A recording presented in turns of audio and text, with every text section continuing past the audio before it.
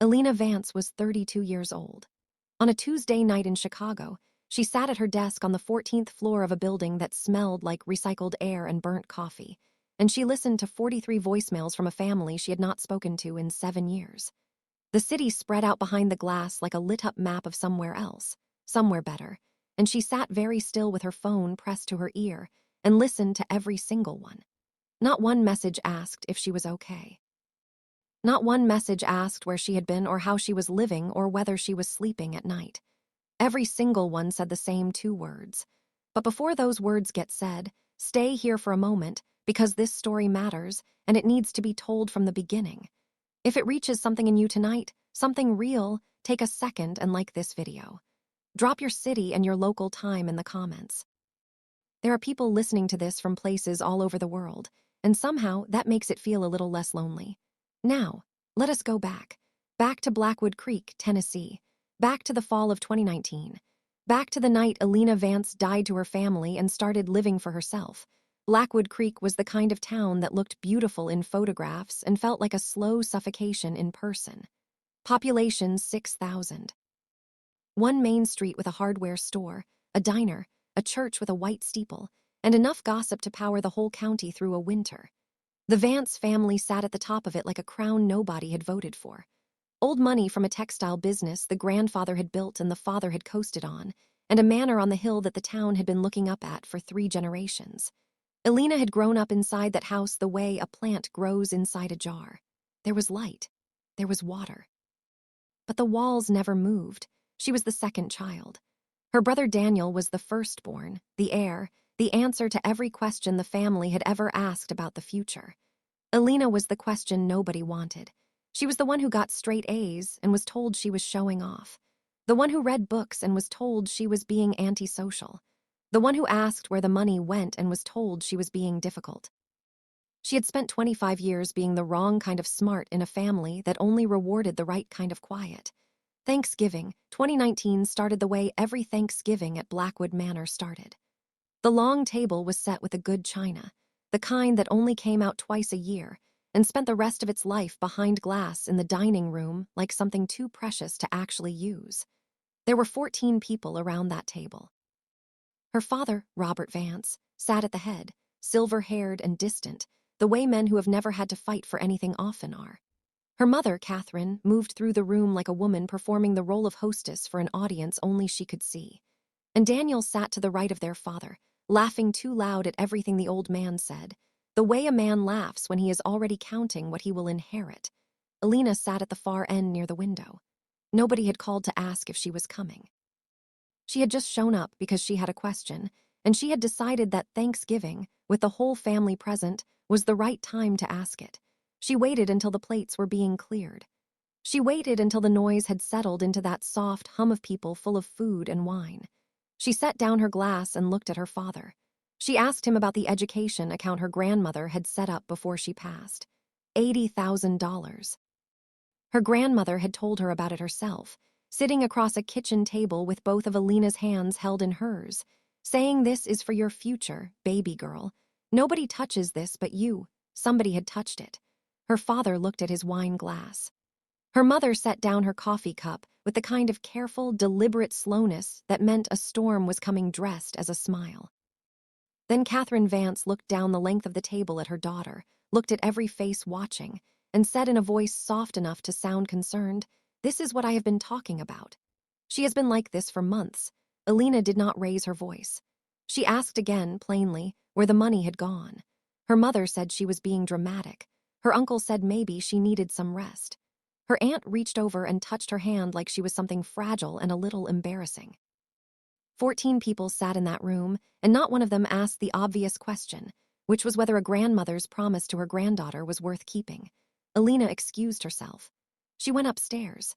She walked down the long hallway with its dark wood floors and its framed portraits of Vance men going back 4 generations, and she went to her childhood room and she pulled her packed bag from under the bed. She had packed it 3 days earlier. She had not told herself why. She had known, the way the body sometimes knows things before the mind will admit them. She was coming back down the hallway when Daniel found her. He did not say much. He told her she was embarrassing the family. He told her she was ungrateful. He told her if she said one more word about that money, she would regret it. Alina looked at her brother, this man she had grown up beside, this man who had taken everything and still wanted more, and she told him the truth. She said she knew what he had done. She said she had proof. He shoved her, one hand flat against her chest, and then there was nothing under her feet, and then there was the staircase, and then there was the marble floor at the bottom, coming up fast in the dark. The last sound she heard before the world went quiet was the crystal chandelier above her, swaying slightly from the force of it all, throwing little broken pieces of light across the ceiling. Now back in Chicago, 7 years and 14 floors above the street, Alina set her phone down on her desk. The last voicemail had just ended. Her brother's voice had been the final one, cracking not with sorrow but with something uglier, something that sounded like a man who had spent 7 years believing he had one and was only now realizing he had not. 2 words. 43 times. Sign it. Her father was dead. The estate was frozen. And according to every public record in Blackwood Creek, Tennessee, Alina Vance had been lying in a private care facility for 7 years, unresponsive, unable to hold a pen, unable to speak her own name. She opened her desk drawer. She looked at the small wooden box sitting inside it, the one she had carried out of Blackwood Manor at 4 in the morning with 2 cracked ribs and a fractured wrist, the one she had never opened and never thrown away. She closed the drawer. She picked her phone back up. She had a lot of work to do. Alina did not sleep that night. She sat at her desk while Chicago hummed 14 floors below her, and she did what she always did when something did not add up. She followed the numbers. She pulled up every public record she could access. She typed her own name into the search bar, something she had made a point never to do in 7 years, and she waited. The first result was not a news article. It was not a social media profile. It was a memorial page on the Blackwood Creek community website. There was a photograph of her at 19, the one from her high school graduation, the one where her mother had fixed her collar right before the shutter clicked, the only time in that whole day Catherine Vance had touched her daughter with anything resembling tenderness. Beneath the photograph were 2 dates, her birth year and 2019, and beneath those dates were the words, "Our beloved Alina, still with us in spirit, resting peacefully, awaiting a miracle." She read it 3 times. Then she kept scrolling. There was a donation fund, a giving page with a yellow ribbon banner and a progress bar that had long since filled. The fund description said it was for Alina's ongoing medical care, for the costs of the private facility where she was being kept comfortable, for the hope that one day she might wake up and come home. The town of Blackwood Creek had given generously. One woman had donated $40 with a note that said, "Praying for your sweet girl every single night, Catherine." A retired teacher had given $200 and written, "God does not forget his children." A hardware store owner had given $500. Alina opened a spreadsheet. She started adding. By the time the clock on her desk read 2 in the morning, she had counted $341,000 raised in her name over 7 years from people who thought they were helping a girl in a coma. Regular people. Working people. People who had skipped a vacation or a new appliance or a month of eating out because Catherine Vance had stood in a church hall somewhere and cried convincingly about her vegetable daughter. Alina sat back in her chair. Her chest felt tight. Not with grief, with something colder. She kept pulling threads. She had federal database access through her firm. She used it carefully, methodically, the way she always worked, no wasted motion, no emotional detours. She found insurance claims filed under her name and her social security number going back to the winter of 2019. Dozens of them. Medical billing codes she recognized immediately as fabricated, codes that did not correspond to any real procedure, attached to a facility name she had never heard of. She searched the facility. It was a low-budget nursing home in rural Kentucky, the kind of place with peeling paint in the photographs and a 3-star rating, and no record of ever treating a patient named Alina Vance, because the woman living there under her name was not Alina Vance. It took Alina 40 minutes to find her. A woman named Margaret Foley, 61 years old, no living family, admitted to the facility in January of 2020 under an assumed name with a payment arrangement made through a private account tied to a law firm in Nashville. Alina cross-referenced the law firm. It was the same firm her father had used for 30 years. She cross-referenced the payment signatures on the account. Her mother's name was on every single one. Catherine Vance had not just let the lie happen. She had built it, funded it, maintained it, and renewed it every year for 7 years like it was a subscription service. Alina got up from her desk. She went to the kitchen and poured a glass of water and stood at the counter and drank it slowly, because her hands were starting to shake and she needed them to stop. Outside the window, the city was still going, cabs and late-night buses, and somewhere far below the sound of a truck making a delivery, the ordinary machinery of a world that did not know or care that she was standing in her kitchen coming apart at the seams. She went back to her desk. She picked up her phone. She played the voicemails again, this time all the way through, beginning to end, and she listened to them differently now, not as a woman receiving messages, but as an auditor receiving evidence. The first 10 were soft and sweet, her aunt's mostly, voices full of tears and Jesus, and we just need to hear from you, honey. The next 15 were practical and careful, her mother's lawyer, her cousin who had always been the family's errand runner, phrases like it is just a formality, and your father would have wanted this settled quickly, and the estate cannot move forward without the proper documentation. By message 26, the sweetness was gone. There was her uncle telling her she did not want to make this harder than it needed to be. There was her cousin reminding her that the family had resources and patience was not unlimited. By message 30, it's something that was not quite a threat, but was shaped exactly like one sat in every sentence. Message 39 was her mother, barely above a whisper. Alina had to press the phone hard against her ear to hear it. Catherine said she had kept Alina safe. She said Alina owed her this. She said it the way a woman says something she has rehearsed, something she has said to herself in the mirror until it sounded reasonable, until it sounded almost true. Message 43 was Daniel. His voice was tight and cracking at the edges, the voice of a man who was used to winning and could feel the ground shifting. He said if she did not sign, he would go public. He would say she had faked everything. He would destroy the career she had built, the life she had built, everything she had made for herself in the years she had been hiding from them. Alina set the phone down. She opened her desk drawer. She took out the small wooden box. She had carried it out of Blackwood Manor at 4 in the morning 7 years ago because something had told her to, some instinct older and quieter than thought. She had never opened it. She had not needed to. She had known what was inside it. She had installed the nanny camera herself 3 months before Thanksgiving, a small device tucked into the corner of the hallway smoke detector, because she had already known, in that way you know things you are not ready to say out loud, that something in that house was going to happen to her. She opened the box, took out the SD card, plugged it into her laptop. The footage was 7 seconds long. It was grainy and dim, shot from above, the angle of a ceiling.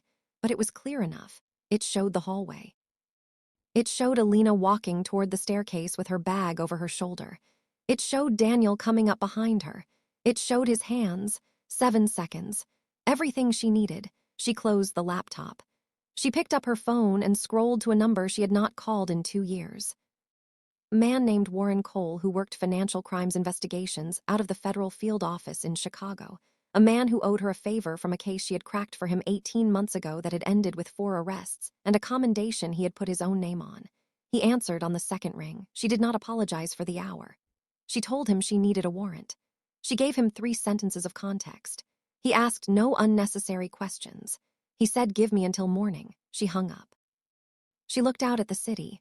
14 hours from now, she would be back in Blackwood Creek, Tennessee, walking into a room full of people who believed she was a ghost. She thought about that for a moment.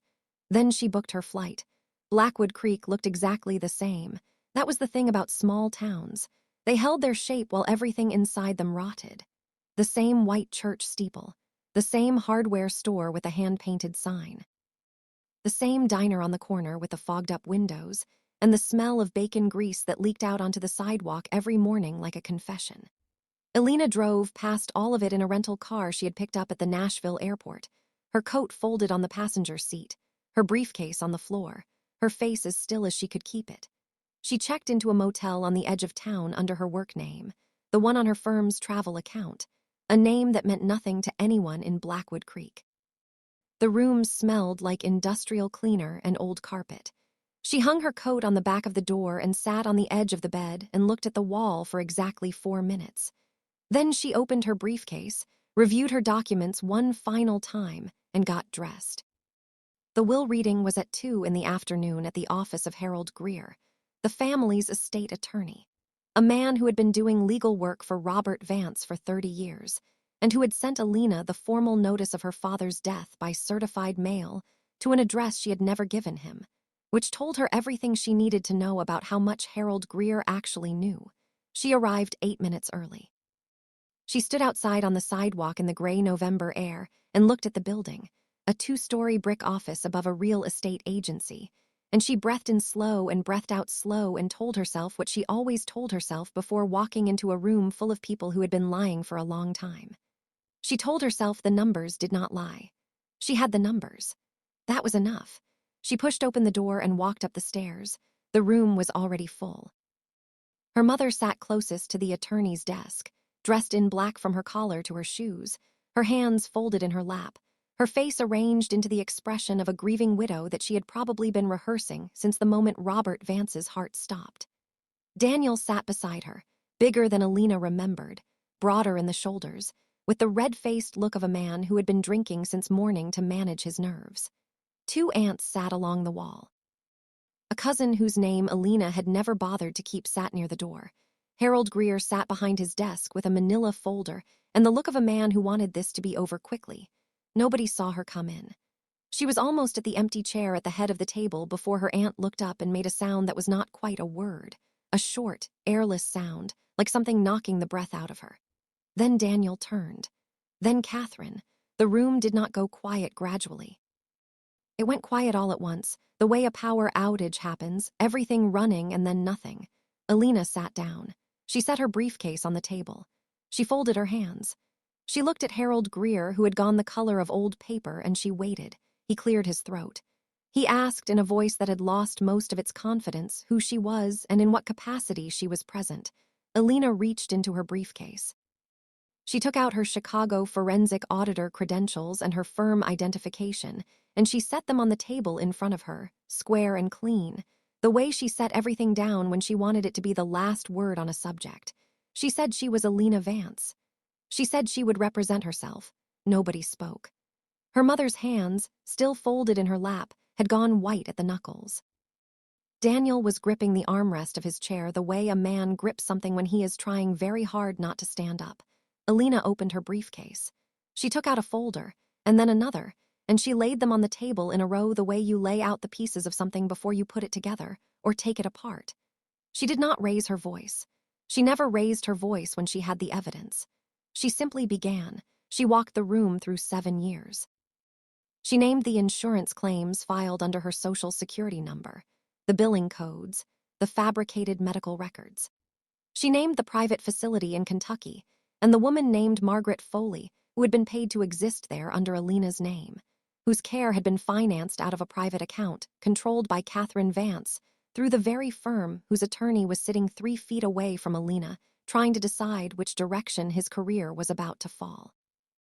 She named the donation fund and the $341,000 raised from the people of this town, regular people, kind people, people who had given money they could not spare because a mother had stood in front of them and cried. She named her mother's signature. She named it every time it appeared. There were 19 documents. She had a copy of each one. When she was done with the documents, she took out her phone. She looked around the room once at each face, at her mother's mask and Daniel's rage and the aunts who had patted her hand at a Thanksgiving dinner like she was the problem, and then she pressed play. The first voicemail came through the phone speaker and filled the room. Her aunt's tearful voice. "Honey, we just need you to come home." Then the next. Then the next. Alina set the phone on the table and let all 43 play in sequence. Nobody moved. The room sat inside those voices the way you sit inside a confession, the kind you cannot unhear. By the time Daniel's voice came through the speaker, cracking and furious, threatening to destroy the life she had built, her mother had closed her eyes. The door opened. 2 federal agents came in. Warren Cole had done exactly what he said he would do. They did not come in loudly. They came in the way people come in when the work is already done and all that remains is the paperwork. They went to Daniel first. He stood up fast and then sat back down when one of the agents put a hand on his shoulder. He did not fight it. Men like Daniel never fought when there was no audience left to perform for. Catherine Vance did not stand. She sat very still as they approached her, and for one moment, one single moment. She looked at Alina across the table, not with hatred, not with the practiced warmth she had spent a lifetime performing. She looked at her daughter with something raw and tired and ashamed, the look of a woman who had known, somewhere underneath all of it, that this day was always coming. Alina looked back at her. There was nothing to say. 7 years of silence had already said it. She watched them take her mother out of the room. She watched Daniel go. She sat in the quiet that came after, and she listened to the building settle around her, the heat clicking through the vents, a car passing on the street below, the ordinary sounds of a world moving forward. In the weeks that followed, Alina worked with a court-appointed estate manager to begin the process of liquidating the Vance assets. The manor was appraised and listed. The textile business accounts were frozen pending federal review. The estate would take time to settle. These things always did. The donation fund was the first thing she cleared. Every dollar that had been raised in her name, every $40 prayer and $200 hope and $500 act of human generosity, was returned with interest to the people of Blackwood Creek. She did not attend the distribution. She did not need the credit. She just needed it done. She did not keep the manor. She did not keep the Vance name in any of the ways that mattered. She kept the name she had been born with because it was hers, and because it was on the credentials she had earned, and because nobody was ever going to take anything from her again. But she did not keep what it had meant in that town, what it had cost her, what it had tried to make her. She flew back to Chicago on a Thursday evening. She took a cab from the airport to her building. She rode the elevator to the 14th floor, unlocked her office, sat down at her desk, and looked out at the city. Her name was Alina Vance. She was 32 years old. For 7 years, a family had told a town she was unreachable, unknowing, gone. They had built a life on her silence and called it grief. They had raised money on her name and called it love. She had come back to Blackwood Creek with a federal warrant and 7 seconds of video footage and 19 documents with her mother's signature on every one. The 43rd voicemail was supposed to break her. Instead, it was the last piece of evidence she needed. They had spent 7 years believing they had buried her. She had spent 7 years learning exactly how to come back.